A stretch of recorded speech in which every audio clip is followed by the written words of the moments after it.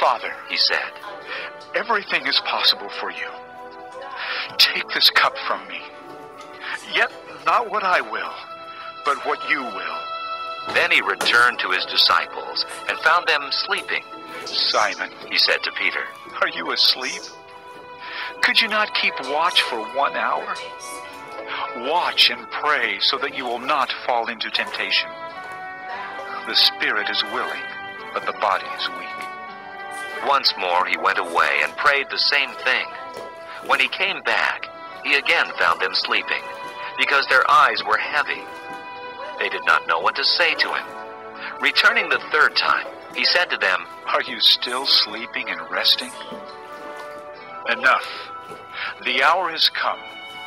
Look, the Son of Man is betrayed into the hands of sinners. Rise, let us go.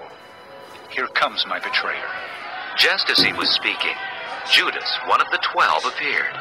With him was a crowd armed with swords and clubs, sent from the chief priests, the teachers of the law, and the elders. Now the betrayer had arranged a signal with them. The one I kiss is the man. Arrest him and lead him away under guard. Going at once to Jesus, Judas said, Rabbi, and kissed him. The men seized Jesus and arrested him. Then one of those standing near drew his sword and struck the servant of the high priest, cutting off his ear. Am I leading a rebellion? Said Jesus. That you have come out with swords and clubs to capture me? Every day I was with you, teaching in the temple courts, and you did not arrest me. But the scriptures must be fulfilled. Then everyone deserted him and fled. A young man, wearing nothing but a linen garment, was following Jesus. When they seized him, he fled naked, leaving his garment behind. They took Jesus to the high priest, and all the chief priests, elders, and teachers of the law came together. Peter followed him at a distance, right into the courtyard of the high priest. There he sat with the guards and warmed himself at the fire. The chief priests and the whole Sanhedrin were looking for evidence against Jesus, so that they could put him to death. But they did not find any. Many testified falsely against him, but their statements did not agree. Then some stood up and gave this false testimony against him. We heard him say, I will destroy this man-made temple, and in 3 days will build another, not made by man. Yet even then their testimony did not agree. Then the high priest stood up before them and asked Jesus, Are you not going to answer? What is this testimony that these men are bringing against you? But Jesus remained silent and gave no answer. Again the high priest asked him, Are you the Christ, the Son of the Blessed One? I am, said Jesus. and you will see the Son of Man sitting at the right hand of the Mighty One, and coming on the clouds of heaven. The high priest tore his clothes. Why do we need any more witnesses? He asked. You have heard the blasphemy. What do you think? They all condemned him as worthy of death. Then some began to spit at him. They blindfolded him, struck him with their fists, and said, Prophesy! And the guards took him and beat him. While Peter was below in the courtyard, one of the servant girls of the high priest came by. When she saw Peter warming himself, she looked closely at him. You also were with that Nazarene, Jesus, She said, but he denied it. I don't know or understand what you're talking about. He said, and went out into the entryway. When the servant girl saw him there, she said again to those standing around. This fellow is one of them. Again he denied it. After a little while, those standing near said to Peter, Surely you are one of them, for you are a Galilean.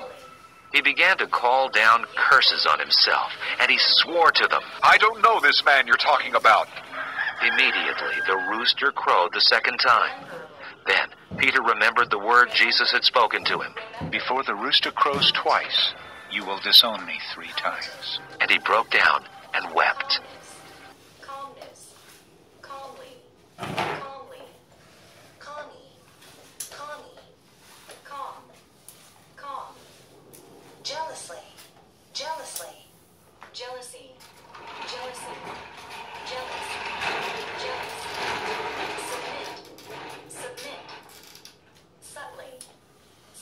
Chapter 14. Now the Passover and the Feast of Unleavened Bread were only 2 days away, and the chief priests and the teachers of the law were looking for some sly way to arrest Jesus and kill him. But not during the feast, They said. or the people may riot. While he was in Bethany, reclining at the table in the home of a man known as Simon the leper, a woman came with an alabaster jar of very expensive perfume made of pure nard. She broke the jar and poured the perfume on his head. Some of those present were saying indignantly to one another, Why this waste of perfume? It could have been sold for more than a year's wages and the money given to the poor. and they rebuked her harshly.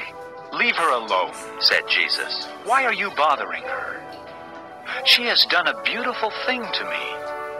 The poor you will always have with you, and you can help them any time you want.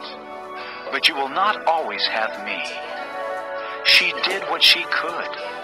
She poured perfume on my body beforehand to prepare for my burial.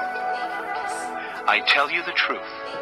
Wherever the gospel is preached throughout the world, what she has done will also be told in memory of her.